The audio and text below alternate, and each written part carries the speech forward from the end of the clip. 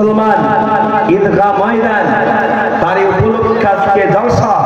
এই জলসাতে যারা আজকে এসেছে, যারা চলে গেছে কবরে, আপনারা যারা এসেছেন আজকে তারা বড় আনন্দিত। কবরে জামাত ছেলেরা মেয়েরা তারা আজকে জলসা মাহফিল থেকে আমাদের জন্য হাদিয়া পাঠাবে।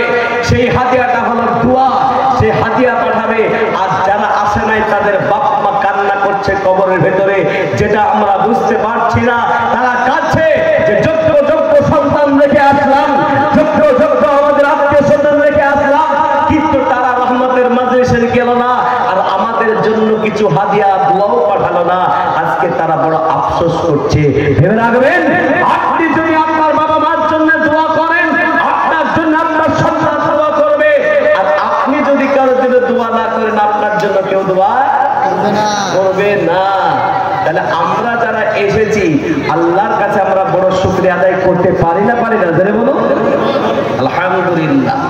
আল্লাহ বড় ক্ষমাশীল, আল্লাহ আমাদেরকে ক্ষমা করবেন আর আল্লাহ আমাদের এই বর্ষাকে কবুল করুক, জোরে বলুন আমিন।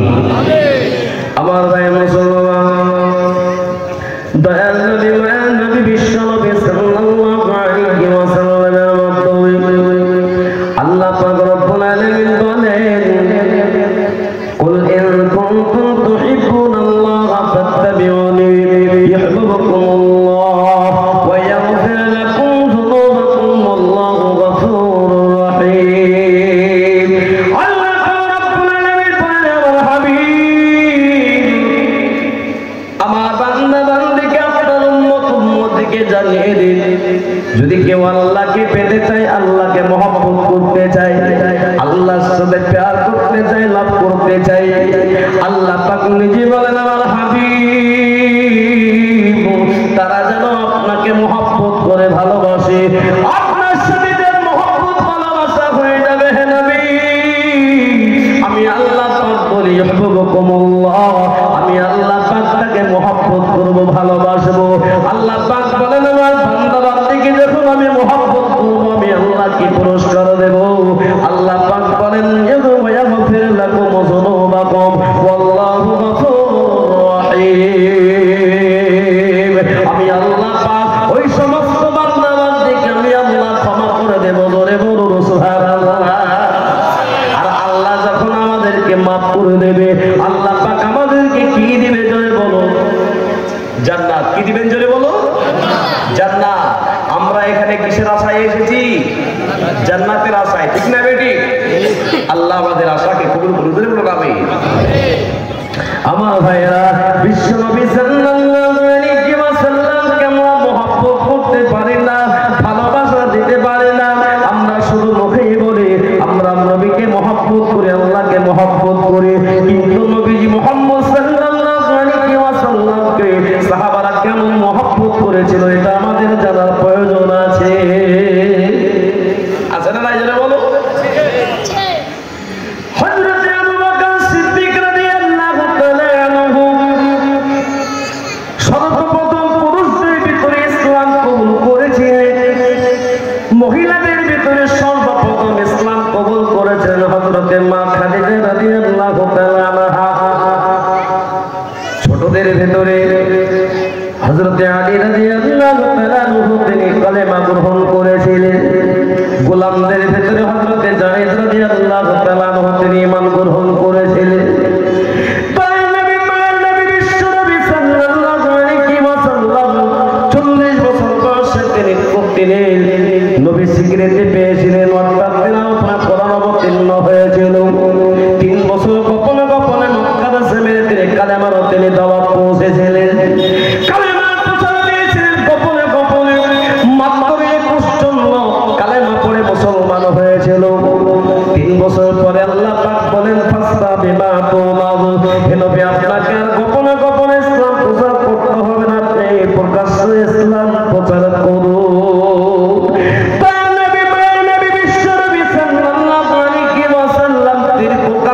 ইসলাম প্রচার করতে শুরু করে দিলেন।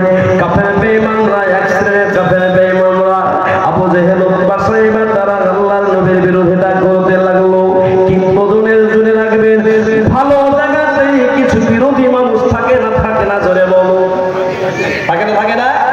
জলসা করবেন, বিশাল বিরোধী হবে। পঞ্চরাজ গান আনেন আর নায়ক নায়িকা নিয়ে চলেছে, বিরোধী নাই, আচ্ছা। কিন্তু একটা জলসা করেন, যে ও আমাকে ডাকলো না, ও আমাকে সভাপতি করলো না, ও আমাকে ব্যাস করালো না, আমাকে কমিটির লোক বানালো না, ওর জলসায় যাবো না, ওখানে যাচ্ছি না। রে আল্লাহ তোমাকে নিয়ে আসবে না, তুমি আসবো না বলছো মানে আল্লাহ তোমাকে নিয়ে আসবে না। যেটা বলুন সুবহানাল্লাহ। আল্লাহ হেদায়েত যাকে দেবে সেই আসবে, বলুন সুবহানাল্লাহ। আল্লাহ আপনাদেরকে হেদায়েত দিয়েছে, ভালোবাসার টানে এই রহমতের মজলিসে এসেছেন, যেটা বলুন সুবহানাল্লাহ।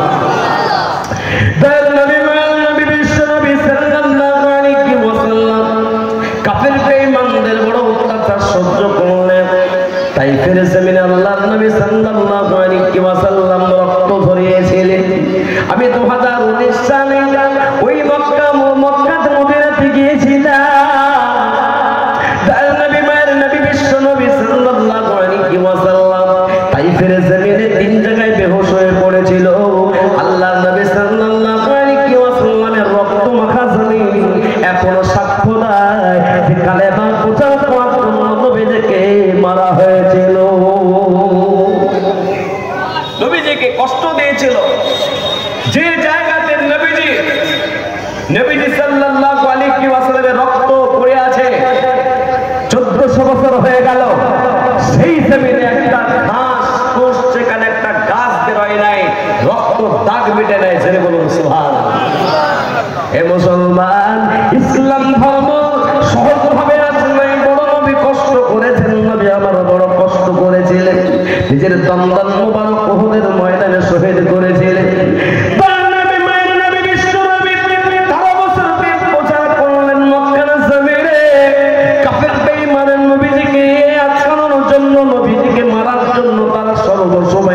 ভাবনা করলো, কিন্তু আল্লাহ যাকে বাঁচাবে তাকে কেউ মারতে পারবে না। পারবে নাকি?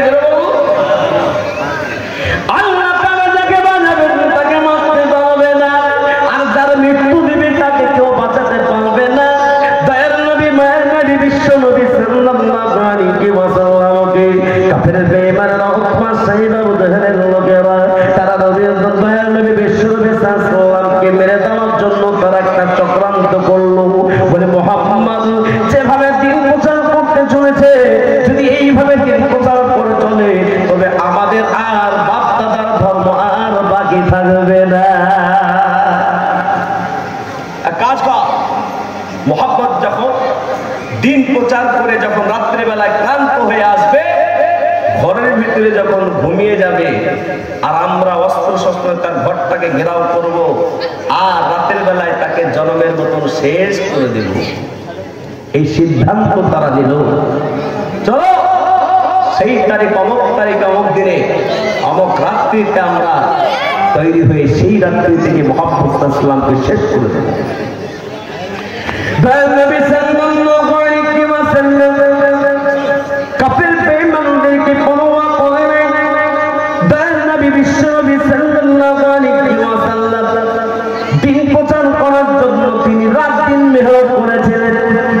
আল্লাহর নবী মুহাম্মদুর রাসূলুল্লাহ সাল্লাল্লাহু আলাইহি ওয়াসাল্লাম তিনি দিন প্রচার করে ক্লান্ত হয়ে ঘরে ফিরেছে। আল্লাহ নবী সাল্লাল্লাহু আলাইহি ওয়াসাল্লাম বিছানাটা কেমন করে সাফ করে নবী আবার বিশ্রাম করার জন্য তিনি ঘুমাবেন। দয়ার নবী সাল্লাল্লাহু আলাইহি ওয়াসাল্লামের কাছে হযরত জিবরাইল আলাইহিস সালাতু ওয়াস সালামকে পাঠিয়ে দিলেন। হে জিবরাইল, আমার নবী বিশ্ব নবীকে জানিয়ে দাও যেন আর বিশ্রাম না করে, কারণ কাফের বেঈমানরা আমার নবীর ঘরটাকে কাফের বেঈমানরা অস্ত্র শস্ত্র তারা ঘেরাও করেছে। আল্লাহ নবী সাল্লাল্লাহু আলাইহি ওয়াসাল্লাম সঙ্গে সঙ্গে হযরত জিবরাইল আলাইহিস সালাতু ওয়াস সালাম বলে দিলেন নবীজিকে। দয়ার নবী সাল্লাল্লাহু হযরত আলীকে বললেন, আলী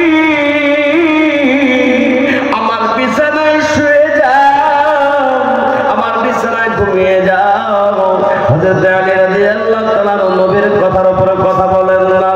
হযরত রাসূল কারীম সাল্লাল্লাহু আলাইহি ওয়াসাল্লামের সুন্দর বেচারাতে হযরত আলী রাদিয়াল্লাহু তাআলা শুয়ে পড়লেন।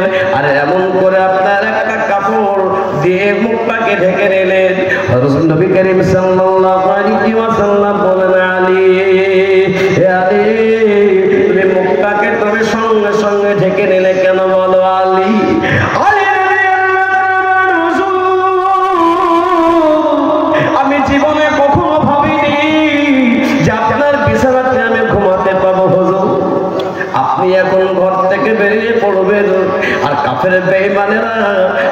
আমাকে পাবে না, আমাকে তারা দেখতে পেয়ে যাবে, আমাকে ধরে নেবে, আর তাদের ওরা ধারালো অস্ত্র দিয়ে আমাকে মেরে দিবে, আমাকে শহীদ করে দেবে।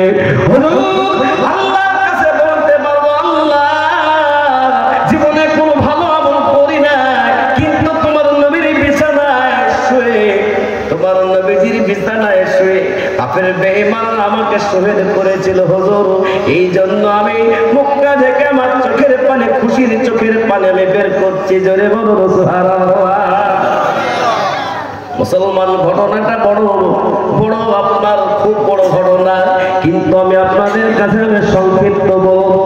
যদি আপনারা পালিয়ে যান, ভয় লাগছে, পালিয়ে যাবেন না তো? ভালো করে বলবো, ভালো করে বলবো, শুনুন ভালো করে। কত মহব্বত নবীর সাহাবাদের ছিল। নবী সাল্লাল্লাহু আলাইহি ওয়াসাল্লাম তিনি আল্লাহ পাকের কাছে দোয়া করলেন, মাবুদ গো, কাফের বেঈমানেরা চতুর্দিক থেকে ঘেরাও করেছে আমার ঘরটা, আমি কেমন করে বের হব? আল্লাহ রাব্বুল আলামিন জানেন, সূরা ইয়াসিনের 5টা আয়াত তেলাওয়াত করুন। বিশ্বনবী সাল্লাল্লাহু আলাইহি ওয়াসাল্লাম সূরা ইয়াসিনের 5টা আয়াত তেলাওয়াত করলেন। এর ঘরের ভিতরে আছে ধুলাবালি, হাতে মুষ্টিতে নেই, আর আপনি সূরা ইয়াসিনের 5টা আয়াত তেলাওয়াত করে আপনি ফু দিয়ে দিন।